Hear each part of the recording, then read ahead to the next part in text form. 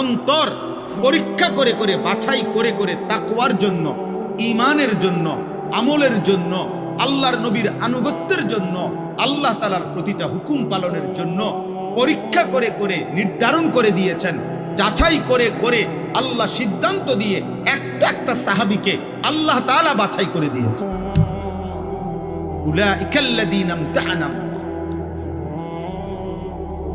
আল্লাহ তাআলা কোরআনে বলছেন, আল্লাহ তাআলা বলছেন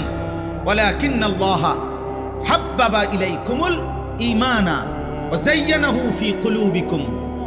আল্লাহ সাহাবাদেরকে বললেন, হে আমার বন্ধুর সাহাবীরা, আজকে যে নামাজ পড়তে তোমাদের ভালো লাগে, আজকে যে নবীকে ভালোবাসতে তোমাদের মন চায়, আজকে যে নবীর জন্য তোমরা নিজেদের জান দিচ্ছ, আজকে যে তোমরা একটা একটা হুকুম পালন করতে গিয়ে তোমরা শত ত্যাগ কষ্টের পরও আমি আল্লাহর হুকুম পালন করছো, এই যোগ্যতা, এই মানসিকতা, এটা আমি আল্লাহ তোমাদের অন্তরে দিয়ে দিয়েছি।